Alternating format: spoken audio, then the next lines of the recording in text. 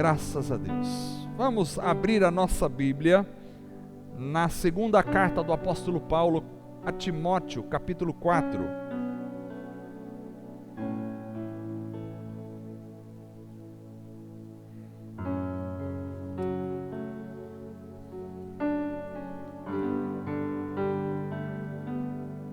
Então, até domingo que vem nós vamos trazer todas as informações para os irmãos a respeito dos próximos cultos. Pedir aos irmãos que puderem vir, não faltem. No próximo domingo a gente vai estar passando as informações, quando haverá culto nesse final de ano, os cultos vão ser, os dias que vão ser cancelados. Segunda carta do apóstolo Paulo a Timóteo, capítulo 4, verso de número 7 e verso de número 8.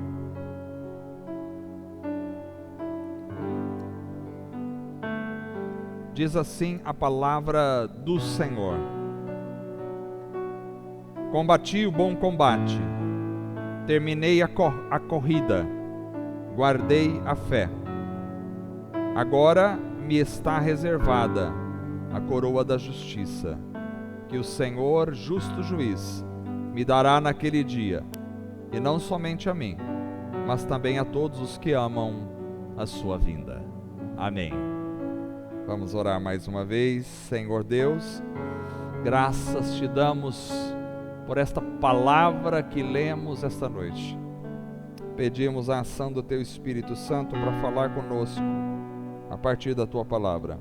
Nós oramos em nome de Jesus, o nosso Salvador. Amém.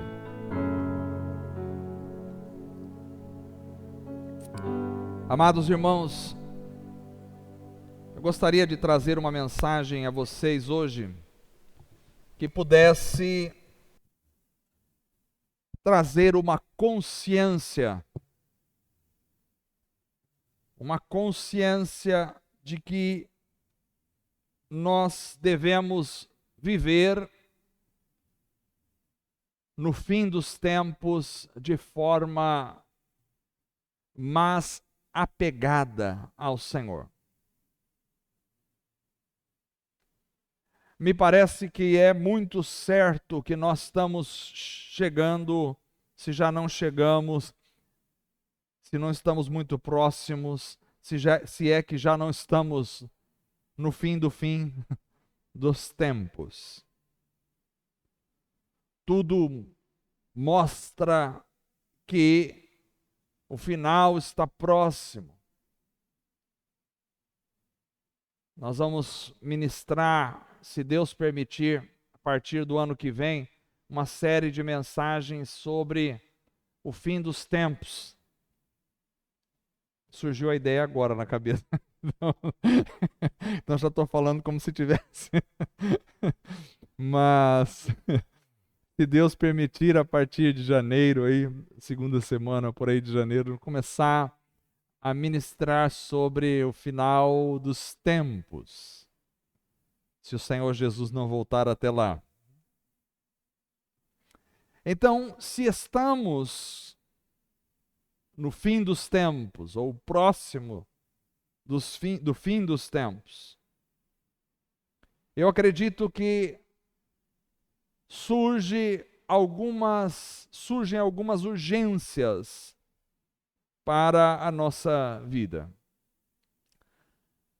Esse texto que nós lemos, esse verso, é o verso em que me parece que Paulo faz uma despedida para a igreja. Ele percebe que o seu tempo já estava findando aqui na terra. Ele percebe que está indo embora e ele escreve a Timóteo, que era o seu discípulo, obviamente para que Timóteo também compartilhasse com a igreja. Ele escreve a Timóteo dizendo: olha, Timóteo, eu combati o bom combate. Isso é uma despedida. Eu terminei a corrida e eu guardei a fé. E ele diz: agora me está reservada a coroa da justiça, que o Senhor, o justo juiz, me dará naquele dia. E não somente a mim, mas a todos os que amam a sua vinda. Que maravilha, eu acho que Timóteo pode ser que tenha lido essas palavras com lágrimas nos olhos, quando Paulo está se despedindo. O que um homem traz como despedida, o que um servo de Deus conclui como ponto final da sua carreira. Será que nós poderíamos dizer a mesma coisa se Cristo nos chamasse hoje? Será que nós poderíamos nos despedir assim? Combati o bom combate, acabei a carreira e guardei a fé, e eu estou aguardando apenas a coroa da justiça. Me parece que essas são palavras para fins. Me parece que essas são palavras que mostram como deve ser a carreira de uma pessoa até o fim. E pensando que a igreja está chegando ao tempo, ou aos tempos do fim, eu penso que existem alguns princípios aqui que nós precisamos guardar para que possamos, como igreja, caminhar para este processo de combater o bom combate, acabar a nossa carreira aqui na terra,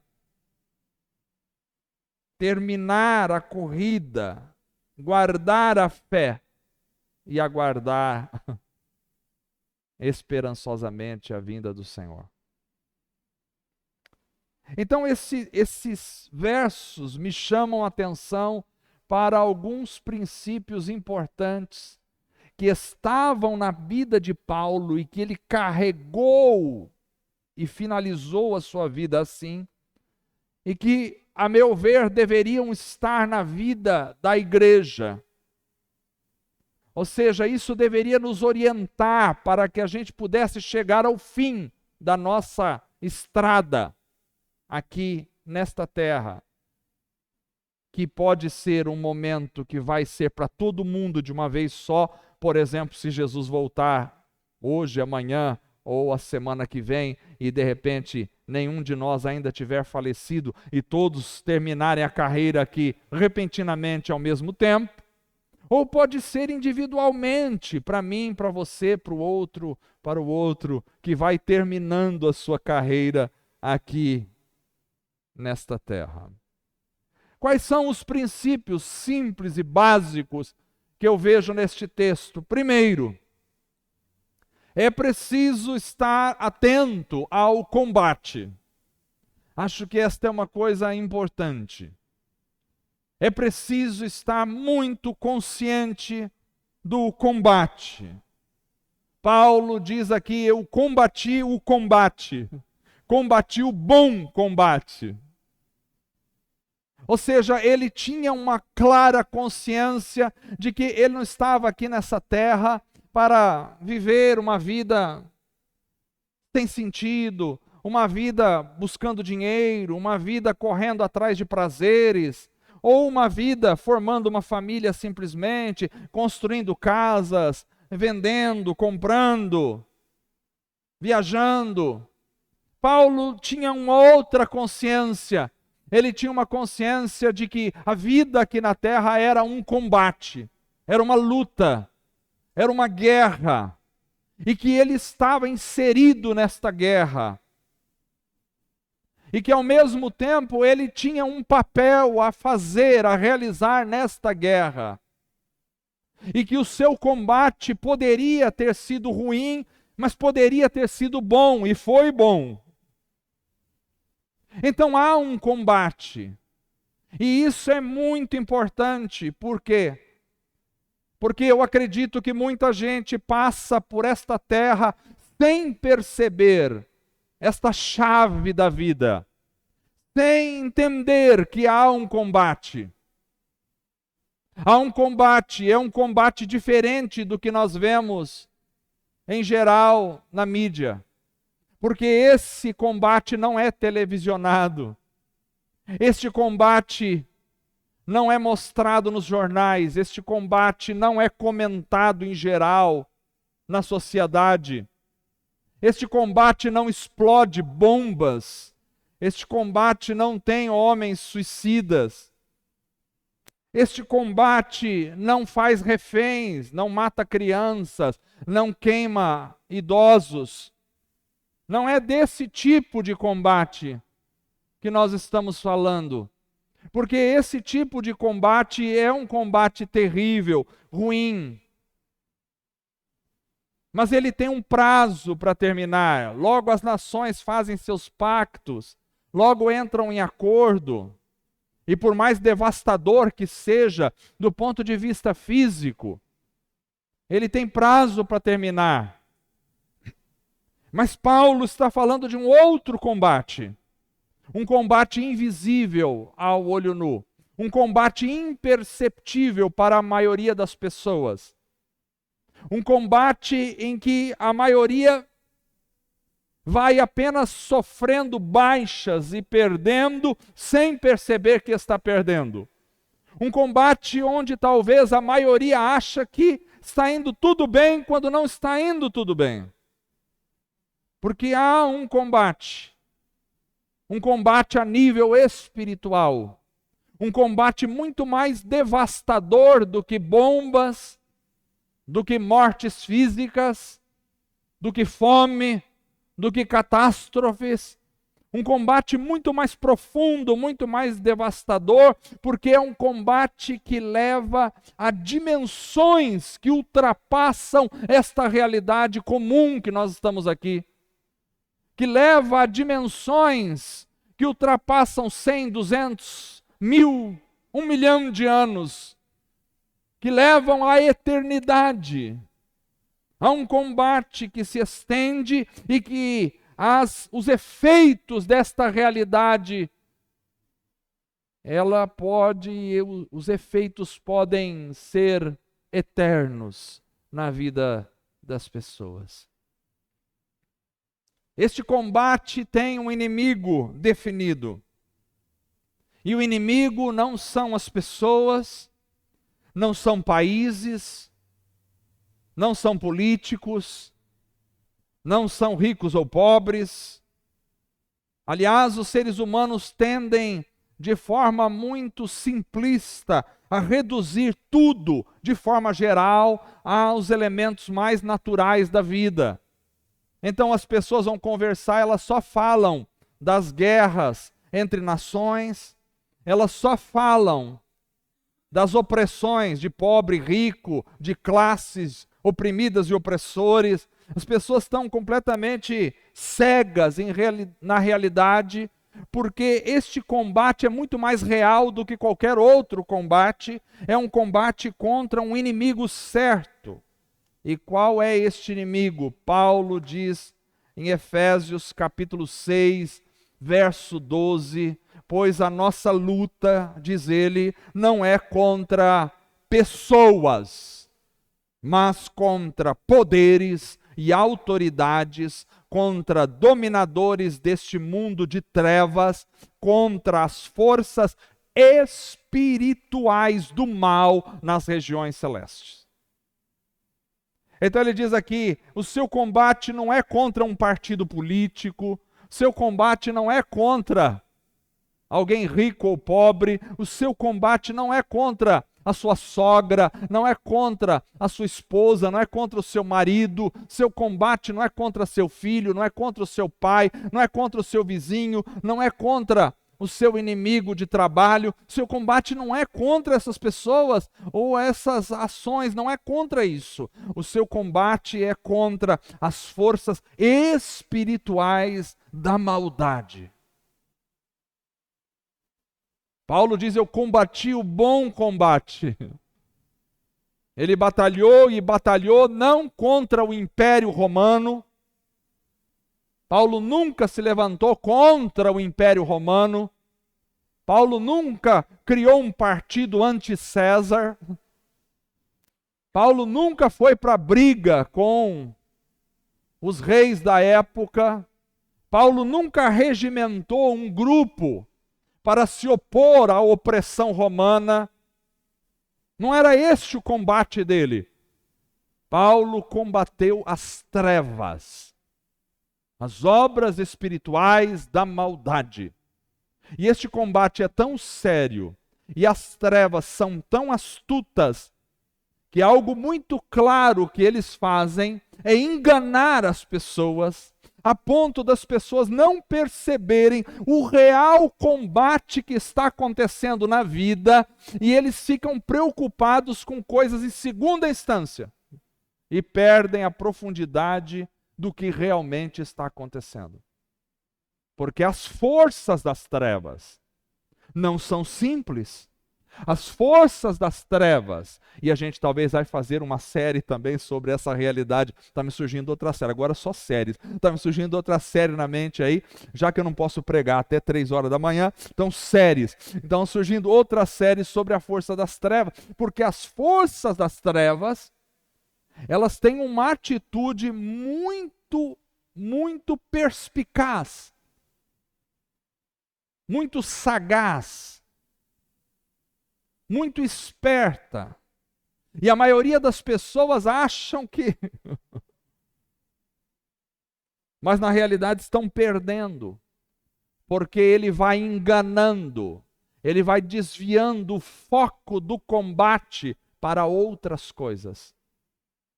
Então, quando eu começo a achar que o foco do combate é a minha esposa, quando eu começo a achar que o foco do combate é o meu marido, quando eu começo a achar que o foco do combate é o meu vizinho, quando eu começo a achar que o foco do combate é um partido político que tomou o poder em determinada nação, e aí eu começo a brigar com essas coisas, vou para a mídia social e coloco, e esbravejo, e brigo, e xingo palavrões, e vai.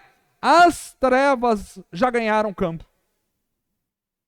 Porque eu esqueci quem é o inimigo. E ele me direcionou para algo que não tem absolutamente nenhuma importância do ponto de vista eterno e espiritual. E eu passei a minha vida batalhando como um Dom Quixote, que batalhava contra os moinhos de vento. Eu passei a minha vida degladiando com moinhos de vento imaginários, quando na realidade o combate estava acontecendo numa outra profundidade e eu perdi a guerra. Combati o bom combate. Para combater o bom combate, eu preciso primeiro definir realmente quem é o meu alvo. Quem é o meu inimigo? Contra quem eu devo lutar? Eu preciso estar muito consciente disso. Se eu achar que o meu inimigo é alguém que não é, eu vou perder o combate. Para combater o bom combate, eu tenho que saber quem é o meu inimigo. E eu vou dizer para você essa noite, o seu inimigo não é, na grande maioria das vezes, aquele que você acha que é. É alguém muito mais camuflado, muito mais esperto, muito mais sagaz, muito mais maléfico, muito mais malévolo, muito mais destruidor, muito mais maligno, muito mais forte, muito mais destrutivo. Para combater o bom combate, além de saber quem é o meu inimigo, eu preciso também estar equipado com as armas corretas. E aqui já daria outra mensagem. Não adianta eu ir para um combate sem saber quem é o meu inimigo. As nações mais estrategistas e as que ganharam mais da guerra foram aquelas que souberam estudar profundamente os seus inimigos. Eu preciso entender quem é o meu inimigo. Por isso, Paulo diz: não ignoramos as estratégias de Satanás. Primeiro, eu preciso saber quem é. Mas não basta saber quem é, se eu não tiver a preparação para lutar com. Porque se eu não tiver o armamento necessário, se eu não tiver a proteção necessária, se eu não tiver o equipamento necessário para combater ou para lutar com o meu inimigo, não adianta simplesmente eu saber quem ele é. Efésios capítulo 6, que seguindo este mesmo aí que nós já lemos, Efésios capítulo 6, Paulo vai falar sobre alguns equipamentos para o combate. E ele se espelha no soldado romano para fazer esta metáfora, esta comparação sobre a guerra espiritual. E ele diz, olha, nós precisamos de um cinturão.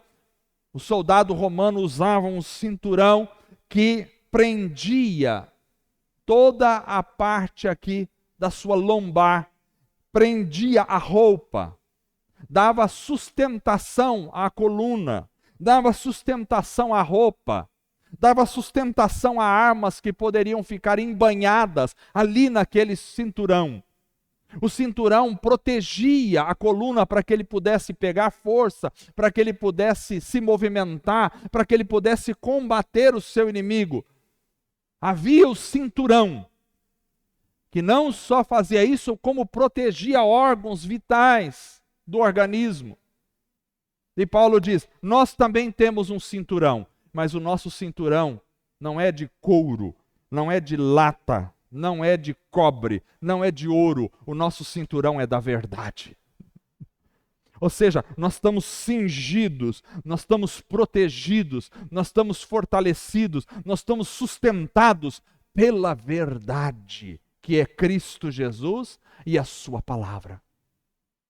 Então ele vai continuar dizendo, como é que a gente faz para combater o inimigo? Você precisa ter verdade na sua vida. Você precisa viver a verdade, você precisa conhecer a verdade, você precisa praticar a verdade, você precisa amar a verdade, você precisa aborrecer a mentira, você precisa se opor à mentira, você precisa praticar a verdade, você precisa falar a verdade, você precisa expressar a verdade, você precisa ser liberto pela verdade, você precisa caminhar na verdade, você precisa ser sustentado pela verdade. Acho que essa mensagem vai demorar. Eu pensei que essa mensagem ia ser tão curta, pouquinhas páginas, misericórdia, Senhor. Ele diz, mas não só o cinturão. O soldado romano tinha as botas que eles calçavam nos pés. Porque se ferissem o pé, e a gente às vezes não dá tanto valor ao pé, mas um soldado precisa absolutamente, não só dos braços, como dos pés. Porque se você fere o pé, se entra alguma estrutura de metal no pé, o soldado está morto. Porque ele não consegue ficar de pé. Já que para ficar de pé ele precisa do pé. E para andar ele precisa do pé. E para se equilibrar ele precisa do pé. Então precisa haver uma proteção especial no pé, porque ele vai passar por pedras pontiagudas, porque ele vai passar por pedaços de madeira, porque ele vai passar por pregos, porque ele vai passar por uma série de estruturas de metal. Ele precisa ter uma boa estrutura no pé, porque é com o pé que ele vai se locomover, que ele vai se movimentar. E ele diz, nós também temos alguma coisa para colocar no pé. É a prontidão do Evangelho. É um sapato especial. A prontidão do Evangelho, prontidão, fala de você estar pronto para levar a palavra, pronto para falar de Jesus, pronto para se locomover, levando o Evangelho aonde você estiver. É assim que a gente combate. A gente não combate o diabo falando mal do presidente da república, falando mal do senador, xingando o governador. O diabo está dando risada quando a gente fala disso. Não importa quem seja ele. Não importa quem seja o governador, o presidente, o senador, o policial, o político, não importa quem seja. Se nós entrarmos nessa, ele já começou a ganhar campo. Agora, quando eu sou uma pessoa preparada no Evangelho, e por onde eu me locomovo, por onde eu estou indo, o cheiro de Cristo, como diz Paulo, o cheiro do conhecimento de Cristo vai sendo espalhado por todas as pessoas, então o meu inimigo vai sendo derrotado para onde eu vou, porque onde entra o Evangelho, entra a salvação, onde entra o Evangelho, entra a libertação, onde entra o Evangelho, entra a cura, onde entra o Evangelho, entra o amor, onde entra o Evangelho, entra a paz, onde entra o Evangelho, entra a alegria, e as obras do diabo vão sendo destruídas por onde você vai passando, levando o Evangelho com a sua vida. Preparação do Evangelho. Ele disse, tem mais um armamento que vocês precisam. O soldado tinha escudos, que às vezes eram de metal, às vezes eram de couro, molhado para rebater dardos inflamados que vinham, porque os inimigos não tinham a pólvora ainda, não tinham as armas, então eles embebiam as lanças, as setas, em algum material inflamável, botavam fogo e lançavam à distância. E os soldados levantavam os escudos, às vezes, que eram feitos de couro, que ficavam molhados, para apagar o fogo assim que batesse. E ela diz, nós temos também um escudo. E o nosso escudo, sabe qual é? É o escudo da fé. Escudo fala de proteção. Escudo é um armamento de recepção. Ele vai receber aquilo que vem contra ele. Como ele vai recepcionar? Escudo é um elemento que protege. Escudo é um elemento que barra aquilo que contra ele é atirado. Ele diz, o que nos barra é a fé. Alguém fala alguma coisa, não, isso nunca vai acabar esse mundo nunca Jesus vai voltar. Eu levanto o escudo da fé, eu creio no Senhor. Quando alguém diz, não, mas os crentes, a Bíblia foi escrita por homem, isso aí não é, eu levanto o escudo da fé, eu creio na palavra do Senhor. Quando alguém diz, não, mas o mundo vai, olha, a vida é uma droga, não vale nada. Olha, nós estamos vivendo um perigo atrás do outro, a gente vai morrer, a gente vai ser assassinado, a gente vai sofrer, olha, a gente vai pegar uma doença, a gente vai ficar inválido numa cama, olha, a situação vai ficar ruim. Eu levanto o escudo da fé, eu creio no Senhor. É o Senhor quem está comigo. E se o Senhor não permitir, ninguém coloca a mão em você. Ninguém coloca. Não adianta você comprar armamentos de todos os tipos, não adianta você fechar sua casa com todo tipo de escudo, não adianta você fazer todo tipo de coisas neste mundo para tentar se proteger, se você não tiver o Senhor na sua vida, porque se o Senhor não proteger as suas casas, em vão vigia o sentinela, diz a palavra do Senhor. Então a nossa confiança é no Senhor. Eu não estou dizendo que você não possa lá trancar a porta da sua casa. Você deve trancar para dormir, não vai deixar a porta aberta, porque não tentarás o Senhor teu Deus. Não estou dizendo que você não vai trancar o carro, não, onde você estiver. Você pode trancar o seu carro, está certo. Mas a minha confiança não está nos meus alarmes. A minha confiança não está nas câmeras. A minha confiança está no Senhor. O Senhor é o nosso Deus. Eu gosto muito de trabalhar com os policiais. Toda segunda-feira, quando Deus me permite, eu estou lá na polícia rodoviária falando para os policiais. Mas eu digo para eles, as armas que vocês têm são um elemento importante, mas a confiança de vocês não pode estar nessas armas, tem que estar no Senhor Deus. Porque policial morre com arma ou sem arma. Mas se Deus cuidar de vocês, então não há arma, não há bala, não há bomba, não há nada que possa lhes destruir, se o Senhor estiver com vocês. Aleluia, que vontade de pregar esta palavra, muito mais tempo. Ele diz, não só isso, o soldado também tinha uma proteção para a cabeça, porque a cabeça é um órgão vital. Se acertou alguma coisa na cabeça, acabou. Acertou uma pedra na cabeça, acabou. Então o soldado tinha o capacete, que era de ferro, que era de aço, que era de bronze, que era de uma série de elementos, que tinha uma proteção específica para que ninguém acertasse nada, uma flecha, uma pedra, um pau, nada na cabeça. Porque é um órgão vital. Alguém pode acertar alguma coisa no braço do soldado e ele não morrer, mas se acertar na cabeça, muito provavelmente ele vai morrer. Então precisava proteger a cabeça. E aí Paulo vai dizer, olha, mas nós também temos um capacete, assim como o soldado, só que o nosso capacete não é de ferro, não é de bronze, não é de ouro, não é? O nosso capacete é o capacete da salvação, que protege a nossa mente, que protege a nossa cabeça, é a salvação. A salvação de Cristo não é algo que está só lá, está aqui, está na minha mente, está no meu coração, todo momento.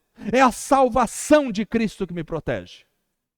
O inferno pode lançar o dado que for sobre a minha mente, mas eu sou salvo em Cristo Jesus. E quando eu entendo a salvação, eu entendo que a salvação é algo que acontece, que acontecerá lá um dia, quando Jesus vier buscar a sua igreja, e que eu espero que não demore muito, que o Rodolfo já está falando de Jesus levar a igreja, e eu também estou falando, eu espero que não demore nada, que o Senhor volte, e até tem um versículo que diz, vamos apressar a volta do Senhor. Então vamos apressar que o Senhor volte hoje, eu espero que não, mas a salvação fala desse dia maravilhoso, mas a salvação também fala de hoje.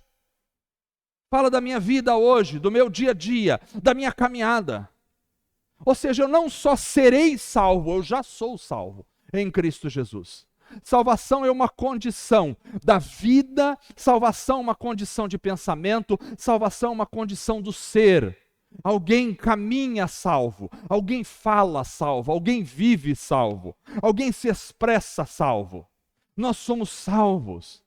Não importa o que o homem possa nos fazer, nós somos salvos, aleluia. Não importa as situações difíceis que estivermos, nós somos salvos. Não importa os problemas que enfrentarmos, nós somos salvos. Essa mensagem não dá vontade de dar um pulo de alegria? Nós somos salvos, só eu que estou empolgado. Nós somos salvos. Misericórdia, nós somos salvos, aleluia. Somos salvos, salvos. Quando alguém diz, mas e a morte vai chegar? E quando a morte chegar, morte é aquele negócio, aquela penumbra, aquele negócio, aquelas capas pretas, aqueles negócios. Que isso? Tu pro inferno com isso? A morte para nós é só uma passagem para chegar aos braços de Cristo Jesus. Se eu morrer, não vai fazer uma... Não! Canta uma música alegre. Canta igual cantou lá no dia da morte do meu pai, além do Rio Azul. Além do Rio Azul. Lá, Tarcísio vai cantar. Canta aí. Além do Rio Azul. Eu vou primeiro que você acha. Canta aí. Além do Rio Azul. Porque é assim. Me lembro de estar lendo a biografia de Mário Roberto Lindstrom. E havia uma senhora. E essa senhora morreu. E Mário Roberto Lindstrom chegou e orou. E a chamou de volta. E ela ressuscitou. E quando ela ressuscitou, ela olhou para ele, ela disse, Mário, por que você me chamou? Eu já estava lá. Eu já estava lá. Você me chamou de volta. Não me chame de volta. Deixe.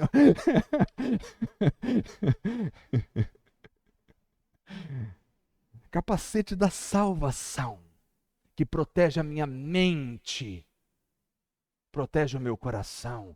Eu sou salvo.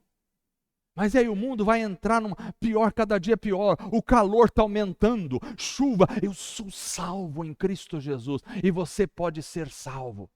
Você pode dormir, e crente dorme de capacete, e acorda de capacete, porque dorme pensando, eu sou salvo em Cristo, te louvo. A salvação me traz alegria, me traz gratidão, me traz paz, me traz gozo na alma, me traz esperança, me traz vida. Eu sou salvo.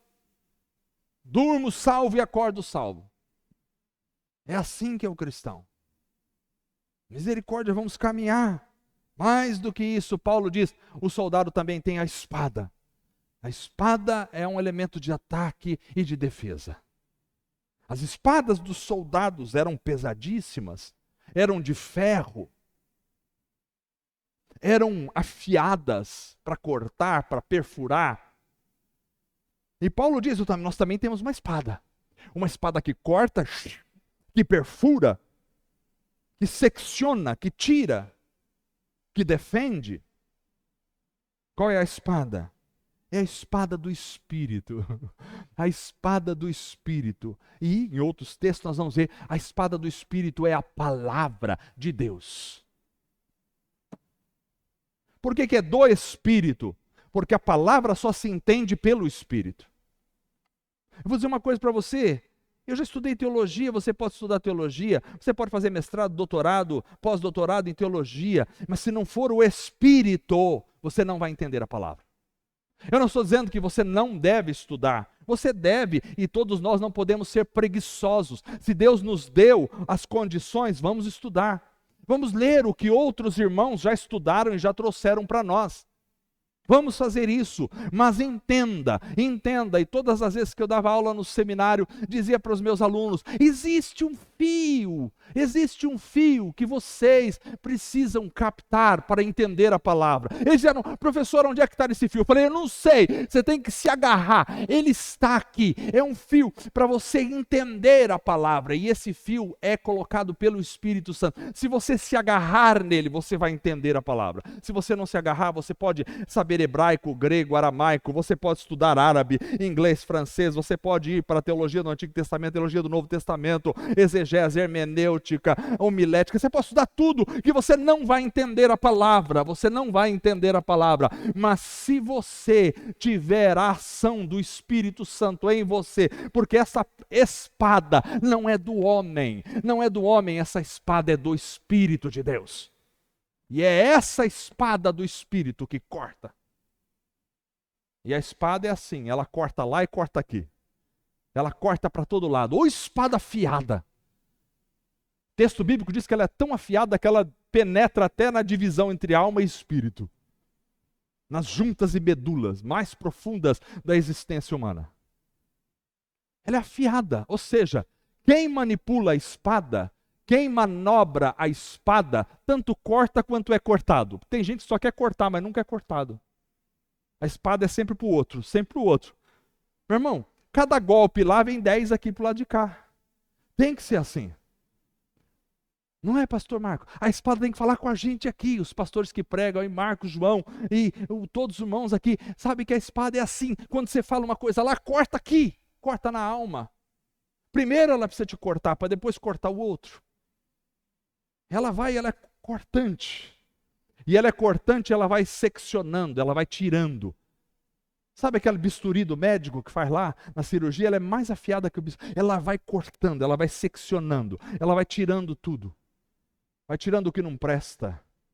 Vai tirando os cânceres da nossa alma, da nossa consciência, do nosso pensamento. Vai tirando as podridões que a gente vai acumulando na vida. Vai tirando as bagagens de ira, de revolta, de mágoa que a gente vai trazendo, sabe? Vai tirando.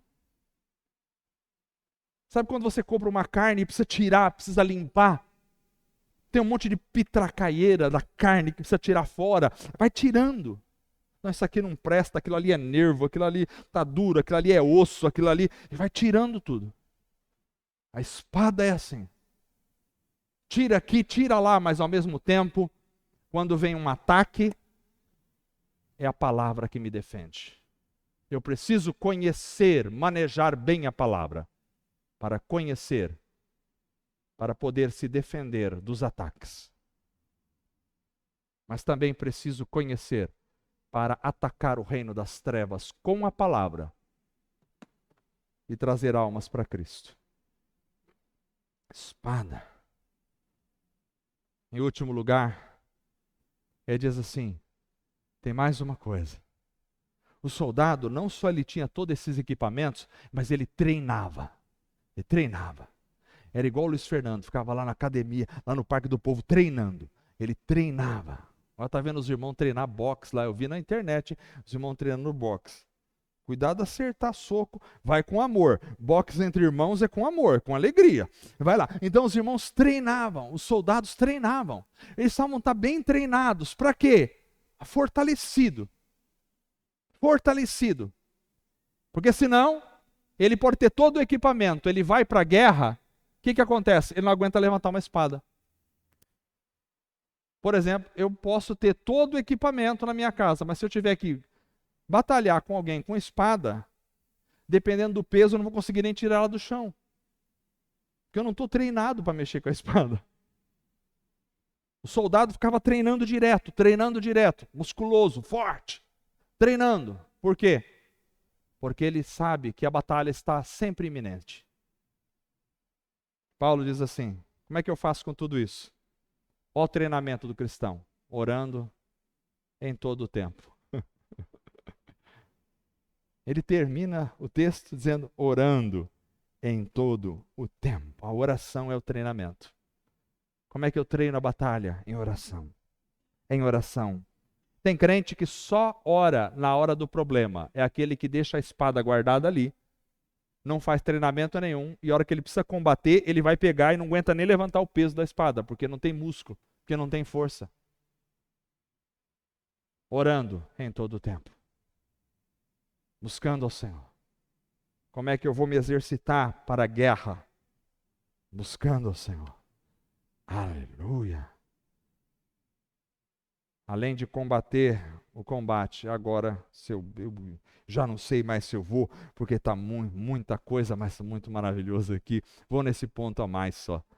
Eu preciso finalizar a corrida. Paulo diz, combati o bom combate, acabei a carreira, terminei a corrida. A corrida é muito importante, a imagem que se tem aqui é dos estádios romanos, aonde os jovens faziam as corridas olímpicas. Não bastava largar bem, ele tinha que terminar bem. Tem cara que larga bem, mas morre no meio do caminho. Não adianta. Vocês já viram aquelas corridas de São Silvestre? Tem gente que vai fazer a corrida de São Silvestre e, assim, a maioria dos espectadores mesmo é aquele cara que vai para aparecer nas câmeras. Então, o que ele faz? Ele dá tudo nos 100 metros primeiro. Aí você olha assim e fala, esse aí ganhou o primeiro lugar. 150 metros depois ele está sentado, já não aguenta mais, desistiu. Largou com tudo, mas não permaneceu. Não terminou a carreira. Tem crente que começa assim, pregando para todo mundo. Prega para o pai, prega para a mãe, prega para a tia, prega, se converteu, prega para todo mundo, sai falando, vou ler a Bíblia, lê 5 vezes a Bíblia num ano, e compra livros, e vai, e aprende todas as músicas, e quer pregar, e quer ensinar, e quer fazer tudo ao mesmo tempo, e vai, 1 ano, 2 anos, 3 anos, aí começa a vir o cansaço. 4 anos, 5 anos, começou a mancar. 6 anos, começa a ficar doente espiritualmente. 7 anos, vem na igreja de cadeira de rodas. Estou falando de espiritualmente. 8 anos, não vem mais, fica em casa, não estou aguentando mais. Correu a carreira toda? Não. Parou no meio do caminho. Nós temos um grande problema nas igrejas, sabe o que é? As pessoas lotam as igrejas e começam bem. 1 ano depois você volta lá, você não vê ninguém que você tinha visto há 1 ano atrás. Parece uma rodoviária. Foi-se o tempo, estou falando de forma geral isso, entendam. Foi-se o tempo em que a gente via pessoas nas igrejas, como está lá esse velhinho? Esse aqui, 60 anos de crente. Esse aqui, 70 anos de crente. Foi-se o tempo. Hoje em dia, pessoa, cadê o irmão que estava lá? Ixi, soube, sumiu. Terminei a carreira. Terminei bem, correndo. Passei na fita, arrebentei a fita de chegada. Não é só a largada, tem a chegada. Tem a chegada. Em tempos do fim, muitas pessoas largam a largada, mas param 100 metros à frente. As pessoas não têm persistência, em geral. Finalizar a corrida é o nosso objetivo. E eu quero finalizar correndo. Eu quero finalizar correndo. Para finalizar correndo, você tem que ter em mente onde é que é o fim. O fim é lá. Então eu vou até lá. Sabe onde é que é o nosso fim? Na glória. Não tem um fim aqui na terra. Ah, não, aposentei da igreja, não preciso mais ir. Não tem mais. O fim é lá. Ah, não sou mais cristão, já era, mas depois já vi muitas coisas, já vi muito. Viu muito e não viu nada. Quem parou no meio do caminho viu muito e não viu nada. Porque quando você vê o Senhor, você não se contenta até chegar aos braços do Senhor. Ele é o alvo. Tem gente que vê a igreja, mas não vê Jesus. Tem gente que vê o pastor, mas não vê Cristo. Eu não sou o alvo. Você não é o alvo. O alvo é Cristo. Não é assim a música que a gente canta? O alvo é Cristo. Eu preciso saber muito bem aonde é a chegada. Eu preciso ter preparo para aguentar até o final. Então eu vou dizer uma coisa para os irmãos. Começa devagar, mas vai até o final. Não precisa começar a 100 por hora. Começa devagar, mas tenha a determinação. Eu vou até o final. Porque tem um prêmio me esperando. E Paulo diz, me aguarda. Eu não cheguei ainda. Já acabei a carreira, mas agora me aguarda a coroa da justiça, que o Senhor me dará, o justo juiz. Dará a mim e a todos que amam a sua vinda. Você ama a vinda de Jesus? Então tem uma coroa para você. Ali é que a gente só recebe a coroa no final da corrida. Não adianta o cara querer a coroa no meio da corrida. Ô, estou na frente, e a coroa já vem? Vem aí me dar a coroa. Não, você não vai receber nada. Você precisa cruzar a linha de chegada da coroa. É o anseio pelo prêmio. É o não desistir. Por isso ele diz, eu mantive a fé. Guardei a fé. Bom, se fôssemos falar sobre a fé, nós íamos ficar a noite inteira aqui. Como guardar a fé? Todas essas coisas eu vou, se Deus permitir, destrinchar aí nas outras mensagens, de uma forma ou de outra. Mas guardando a fé, para a fé não se abalar, para a fé não se corromper, para a fé não enfraquecer. A fé no Senhor Jesus. E mantendo a esperança. Porque me aguarda a minha coroa da justiça. Aleluia. Você pode ter esperança em muitas coisas, mas se a tua esperança não for a coroa da justiça do Senhor justo juiz, está perdendo seu tempo. A nossa esperança é Jesus Cristo. A nossa esperança é a volta de Jesus. A nossa esperança é o arrebatamento da igreja. A nossa esperança é morar para sempre com o Senhor. A nossa esperança é viver a eternidade ao lado de Cristo Jesus. A nossa esperança é viver a vida da comunhão da igreja para todo sempre. A nossa esperança é olhá-lo rosto a rosto, cara a cara, olho no olho, dizer, Senhor, eu te amo, eu te adoro, tu és a razão da minha vida. Essa é a nossa esperança.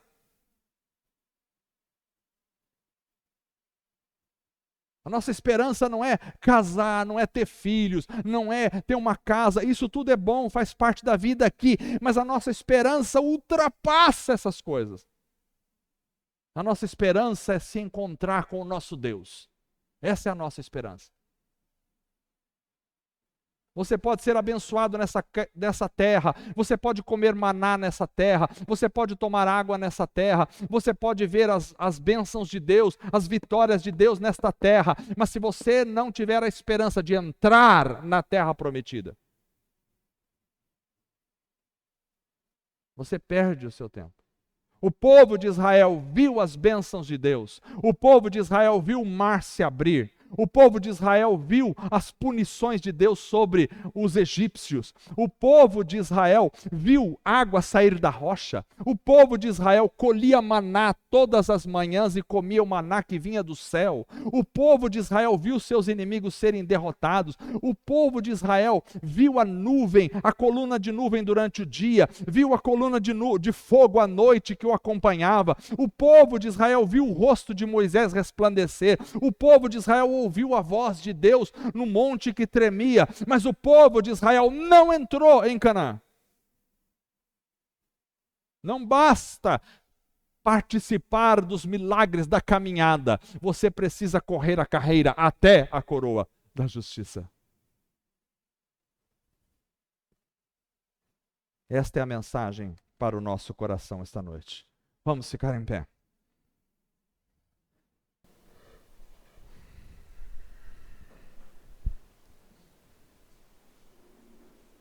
Em tempos do fim, nós precisamos estar atentos ao combate. Contra quem nós combatemos? Quem é o nosso inimigo? Estamos preparados? Quais são as armaduras? Temos preparo para usá-las? Estamos as usando? Em tempos do fim, precisamos caminhar, mas não parar no meio, cruzar a linha de chegada. Nós não somos daqueles que paramos e voltamos, nós somos daqueles que vão até o final. Nós somos daqueles que cruzamos a linha de chegada. Em tempos do fim, nós mantemos a fé e mantemos a esperança. Que Deus abençoe os irmãos, vamos orar. Senhor, esta noite estamos aqui e a Tua palavra falou ao nosso coração. Combati o bom combate, acabei a carreira, guardei a fé. Que esta palavra fique marcada na nossa alma. Ajuda-nos a combater o bom combate, a saber qual é o nosso inimigo, a não desferir golpes no ar, a não brigar com o inimigo errado. Ajuda-nos a nos prepararmos cada dia mais a partir das ferramentas, dos armamentos que o Senhor nos dá. É a espada do Espírito, é a couraça da justiça, é o capacete da salvação, é o cinturão da verdade, calçando os pés na preparação do Evangelho da paz. Senhor, em todo tempo orando, ajuda-nos. Em tempos de fim, nós precisamos continuar a carreira, continuar até o final, porque nos aguarda a coroa da justiça, e a coroa da justiça é também a alegria de contemplar o Senhor Jesus, nosso Salvador e Senhor para todo sempre. Ajuda-nos, Senhor, a manter a fé, a manter a esperança, sempre buscando com alegria na Tua presença. Em nome de Jesus. Amém. Vamos cantar uma música com alegria ao Senhor esta noite.